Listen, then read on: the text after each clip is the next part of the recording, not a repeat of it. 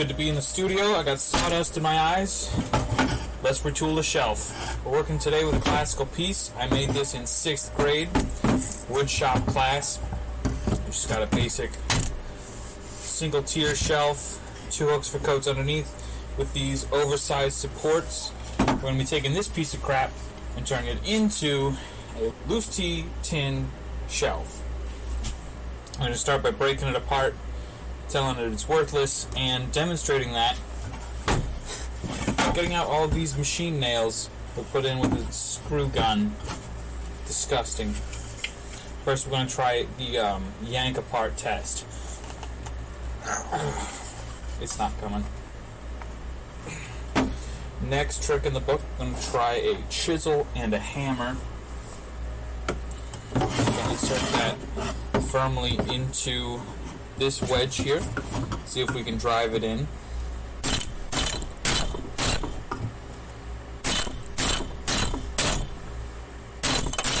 Alright, that's giving us some space. That's nice. Try the other side.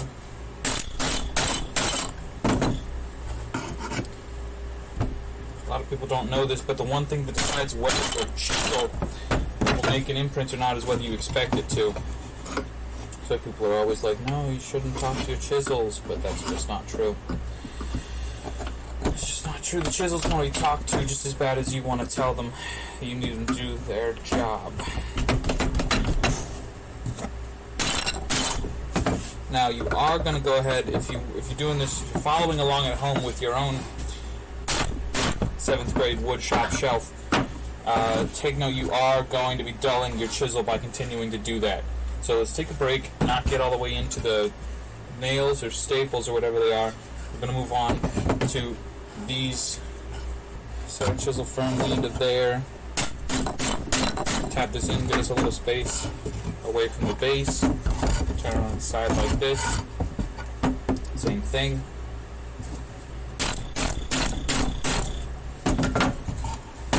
On the back.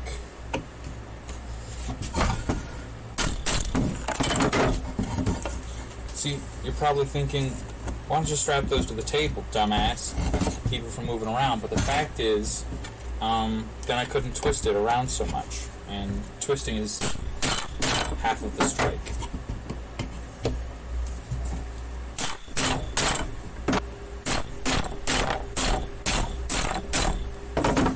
Okay, try not to eat up the baseboard too much, because that's what's going to be the primary piece of our tea-tin shelf.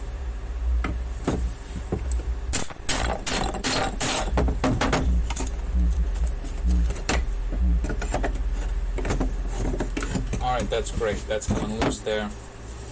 Right out of the nails. Ooh, we got that piece out too. Okay. First piece loose is half the support, as well as the reinforcement of the bottom with the 2 hooks.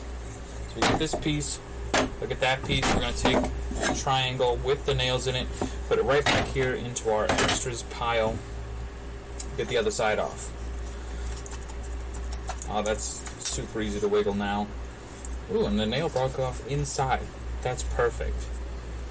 Second piece off. Got nails. I think I just put pliers. Oh, here it is.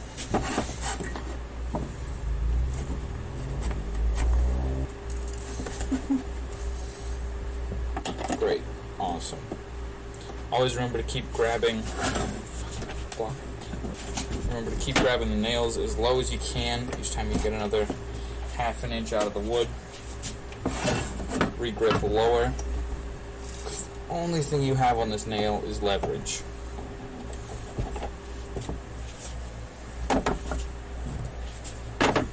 See if we can get those nails to lay back up inside.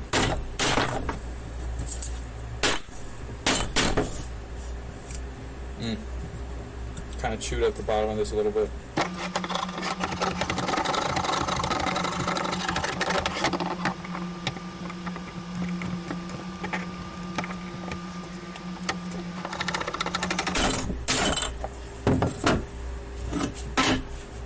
Just going to go ahead and remove the nails from the rest of this stuff. Here's an interesting fact: both of these support pieces were cut from the same wood. Another interesting fact about that is it doesn't totally line up.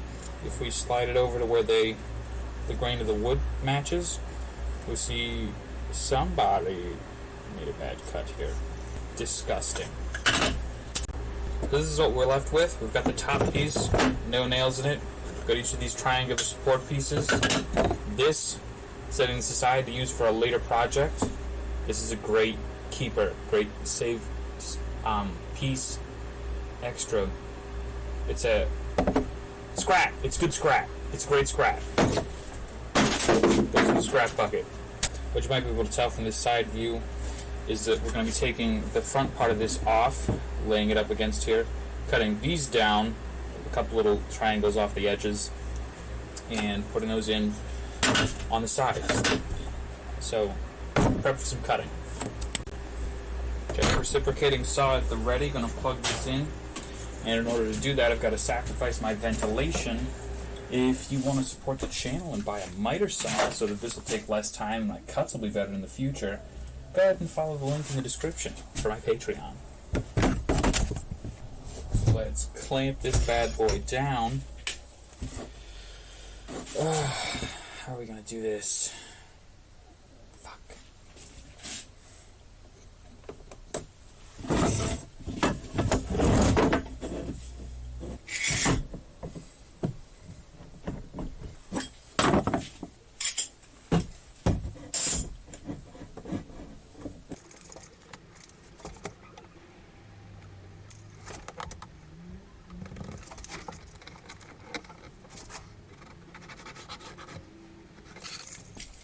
Alright, let's hope to God I can cut straight through that.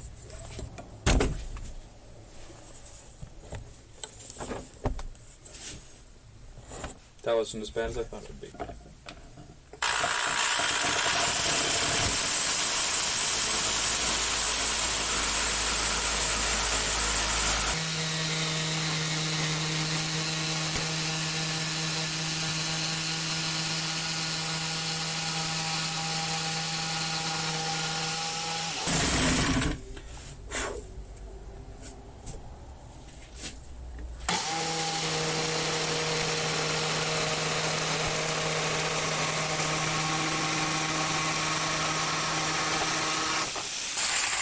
Hell yeah. So as you probably can't see with this, not a bad cut. Not a bad cut. It's kind of a bad cut. It's not amazing. How bad are we off? One side to another we've got 3 1/4 inches. Side it's up to 3, almost 3 1/2. Only 1/4 inch over that. Not bad. I'm gonna reset my stuff and let's get back to it.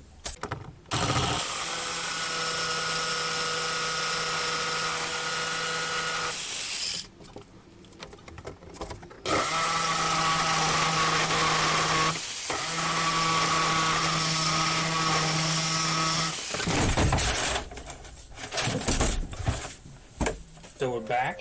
What we've got here is a mediocre cut. Together they match almost well. So what I was thinking about doing was taking either this utility knife or even more likely a chisel of some sort and scraping down along here to make this a flat side since I don't have a planer. But instead what I'm going to do is choose to recognize the fact that this side is actually still fine. I just paste that right on there. This is the only one that needs changing. So always remember to cheat when you can, because carpentry is mostly about you. It's very little about what you're actually doing.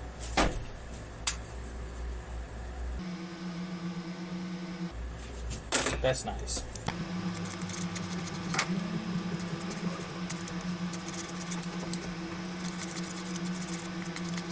Marked out the places on this board in pencil where it sort of bulges out, which is going to keep it from laying flat against either the wall or the other piece. So I'm just going to knock that piece down real quick and not use anything electric, because that will absolutely cause critical failure of my entire workspace.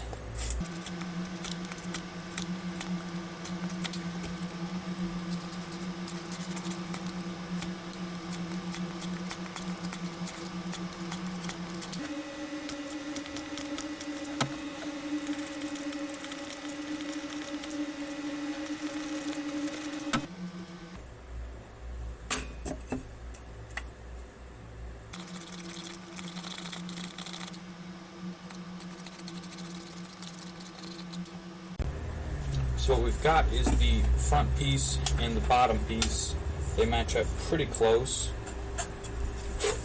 Next on the chopping block are these two supports. I've kind of agonized over this decision because I don't know what to do with it, but what I'm thinking is this basically. I'm going to lay it up like this, cut these front pieces off and flip them around so there's a nice square edge on the front, and then also make a cut up here somewhere and take these triangles, turn them into supports for the bottom. So as bad as I want to take more off, I have very little to put down at the bottom, but c'est la vie. I should make it look a little squared off and formal. This shelf's too big for my small things, so I've officially got to use this giant. God damn it.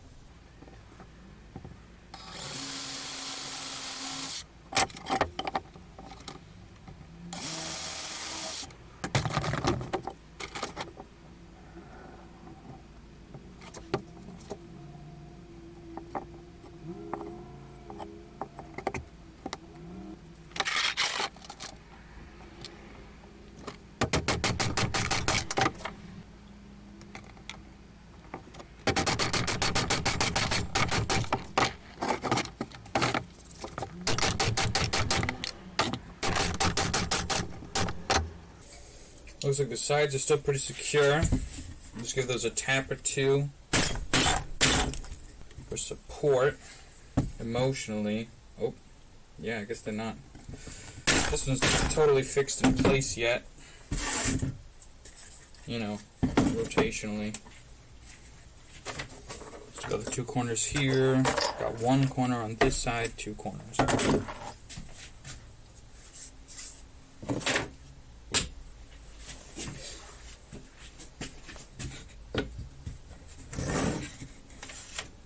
That is how far we've come.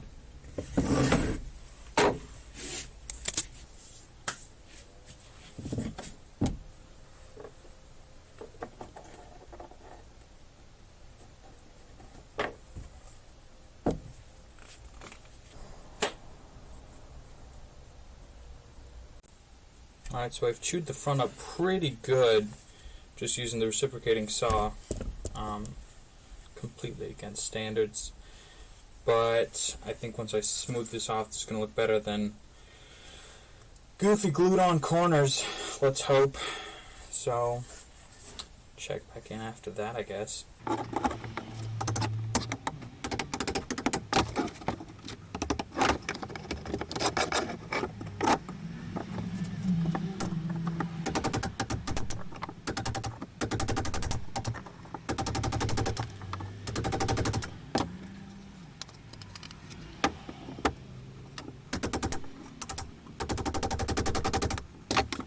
gone ahead and shaved that down to almost nothing. Got rid of most of that. Just got a little lip here. Hopefully that's perfect to catch T-tins against. I'm going to sand this all down and be almost done.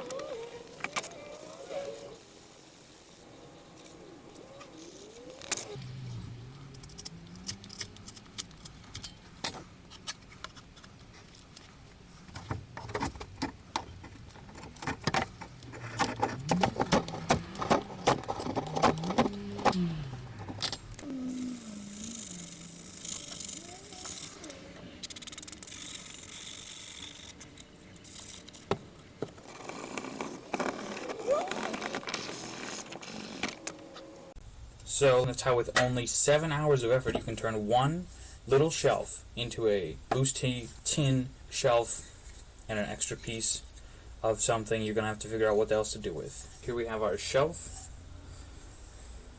Pass that under the overhead real quick. And we've got our extra. Tune in to see what we do with that.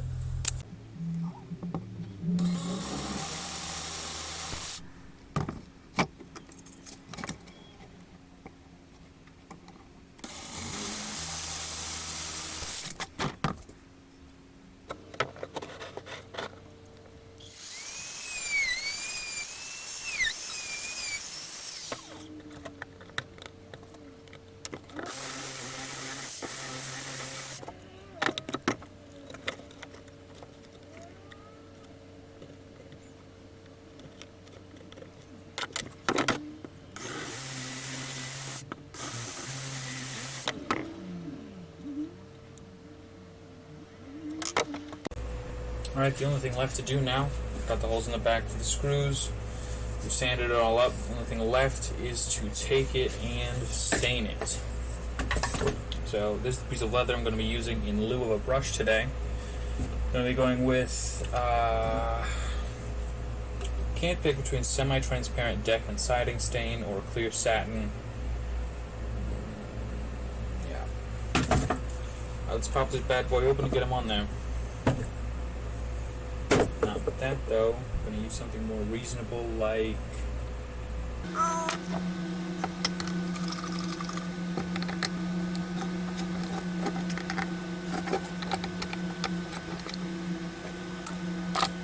Alright, now typically what you'd want to do is first give this a nice rub down with either a tack cloth or a wet, any kind of cloth really, get all this dust off of it.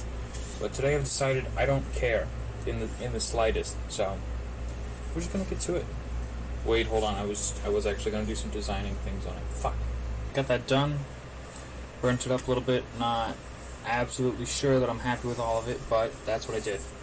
So, it's time to put some stain on.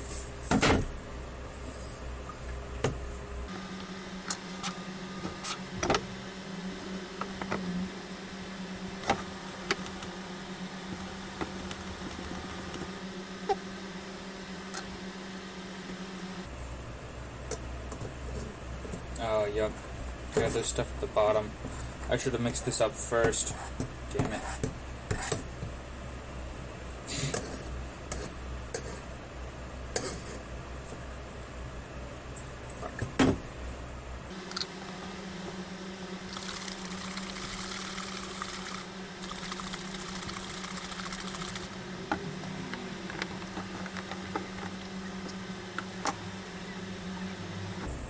Okay, let's try that. This sucks. I need to spread it with something else. Okay, got a solution.